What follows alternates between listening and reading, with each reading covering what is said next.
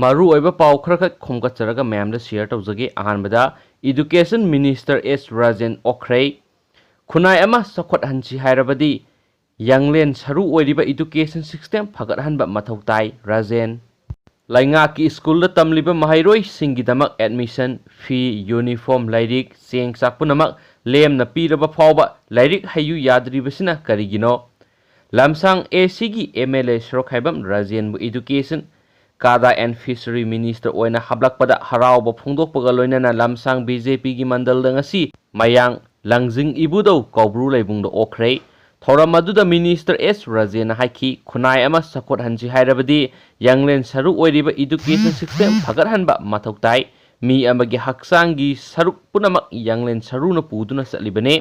यंगलेन सरू याउद्रबदी मी अदो असीबा मीगा पांखक ओइगने मरम अदुना तुंगी हरोगलिबा नहासिंग लाइरिक लाइसु हईहनबा मथौ ताई सेननबा फीरोलगी दमक्तदी अखोई मपानदगी लौरगा सिजनबा याई अदुबो अफबा खुनाय अमा सोरकपा मतमदा कदाइदगी मी पुसिलकलगा फगतहनबा ngamgadage हाइबसे असौबो वहंग अमा ओइरकली मरम अदुना हौजिक लैरिबा एजुकेशन सिस्टम अमदी हाना लैरिबा मौंग मतौसिंग कुपना नैनरबा मतमदा थबक ओइना पांगथोकनबा होनगने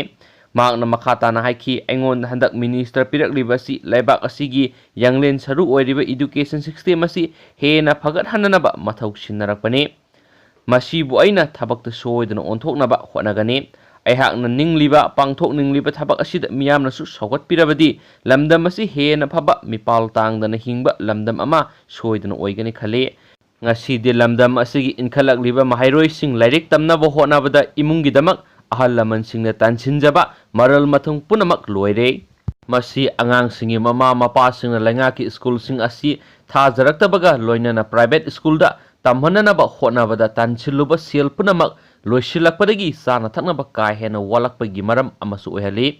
प्राइवेट स्कूल की एडमिशन ट्यूशन फी की सेल असुकी मतिक यामी सेलहुन अदु हुननबा होनबदा महैरोय अदुगी ममा मपादी मसासिंगिदमक होनबदा करी नुंगिनो हाइबदु हेक यवे अमरमदा सानबा चिंजाकसु अखोइना अखोइगी इंखोलदा लमदा थाजरगा पुथोकसबा पोथोक अमता लैते मपानगी पोटसिंग लैरगा साब ngakta ओइरी अदुना अखोइ चिंजाकता मिपान तांगलगा हिंगबा लमदम अमा ओइरे असिगुंबा मयाम असिदगी कानबा इरोमदोम लेप्सबा ngamnanaba होनबा मथौ तारे मणिपुरदा लैंगाकी स्कूलना सी थरकपा प्राइवेट की स्कूलना वांखलगलिबा मखै महैरोइसिंग लाइरिक तमा तोकपगी सांग हेनगलकने लैमिनरिबा महैरोइसिंगी मरक्ता सेल पाइबना प्राइवेट स्कूलदा तंबा अदुगा लाइरबा सूर नोमनगा तांजरिबसिंगी मसासिंग गवर्नमेंट स्कूलदा तंबगा लोइनना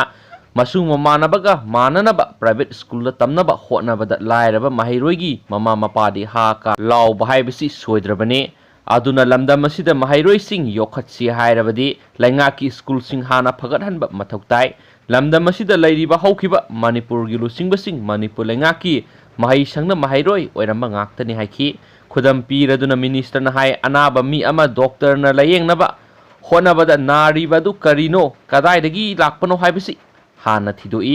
मतवसुमना लैंगाकी महैसंगसिंग सीथखरिबासी करी मरमदगिनो हाइबसी अखोइ इहान हाना खंगदोकपा नैनबा मथौ ताई अदुगा मसी फगतहननबा थबक पैखतकदबने मसीगा लोइनना ऐंगोंदा इहान हाना एजुकेशन की पोर्टफोलियो हेक पिरकपगा कदाई कदाइदा लैंगाकी स्कूलसिंग सीथबा लैरिबगे मसी सीथरिबसिना करिगिनो हाइबसी नैनबा हौरे महैरोइसिंग प्राइवेट स्कूल तंबा मतमददी लाइरिक लैबा स्कूल यूनिफॉर्म एडमिशन तौबा फी थीबदा सेल अदुकी मतिक संगे अदुगा लैंगाकी स्कूल तंबा मतमददी एडमिशन फी यूनिफॉर्म लाइरिक लैबा हक्सांग फननबा सेंग साकसु पुनमक लेमना पीरिबसिदा लैंगाकी महैरोइसिंग असिना लाइरिक हैत्रिबसिना करिगिनो हाइना हंगनदुना मसिदा ओजागी असोइबा लैब्रा लैतब्रा हाइबदु ममुत ताना नैनबा मथौ ताई हाइरिबसिंग असिगी मतंगदा ममुत ताना थिदोलगा थबकतो ओंथोकपा ताई हाइरदुना अहाकना लमसांग केंद्रदा सही मंगा मियामगी थगोल फंगलिंगैदा केंद्र असिदा लैरिबा लंबीसिंग कोइलास थादबा लंबी अमता लेहलोय हैना मांगना मखातानासु पॉक्सी एसिदा फोंदोरकले अतोपा पाव मनमु कोविड की वैक्सीन लौनबा स्टेट सिंगना फिबम लुबा अनाबगी मसिंग पिखलंगनबा सेंटरना हाइख्रे कोविड-19 की वैक्सीन लहौनबा स्टेट सिंगना फिबम लूना लयेंगलिबा अनाबसिंगी मसिंग अक्टोबर लोसिलकपा फावबगी मनुंगदा पिखलंगनबा यूनियन हेल्थ मिनिस्टरना फोंदोखरे union health minister doctor Harsh Vardhan हाई Laingak asina vaccine asi puthorakpaga yenthoknabagi thabaksu araiba mongda tawba yanaba thaurangsing paikhatli kumjai English singaniga 18 gi July tha phawbada India gi miyoi crore kunga manga romda million dose samri songa phawba phangananaba thabak tawri vaccine asigi matangda asoi angam punamak yengsinanaba committee ama semle maru oina vaccine asi puthokpaga frontline worker amadi ana layengi thabak tawribasingda miyeng thamgani hainasu pauksiyesina makatana phongdorakli atop maru oiba paw amanamu US ki panel amana Facebook Google amadi Twitter gi CEO sing wuhang pong tawgadori Facebook ki CEO Mark Zuckerberg Google gi CEO Sundar Pichai amasum Twitter gi CEO Jack Dorsey bu US ki panel amana October 19 wuhang pong tawgadori haidi Communication Decency Act ki Section 230 gi matung ina sathagadaba wang pong asida privacy amasung media domination gi issue singsu yawgani hairi US ki Senate Commerce Committee na lawba board amada Facebook Google amadi Twitter gi CEO singbu panel amana wang pong tawnaba warep khibani hairi US President Donald Trump na May 19 na thokiba Executive Order amagi matung ina 1996 Communication Decency Act ki Section 230 gi makada Internet company singi user singna thagalakpa comment singi legal liability sing masa tana khangminaba sangi haikren su pauksiyesina makhatana phongdorakli aduga mayam lusilakpoina mayamna khangjinbada kanagada maru oiba content masang hatang mayam hapsarange warsu mayam wa loiphok video si yengminasi aduga mayam video su lusilaklabani adukanda nongsi am kanna tasilakpana maram oiduna nongsi hangba ngaibani adu nongsi am kanna tasilaklei aduna mayam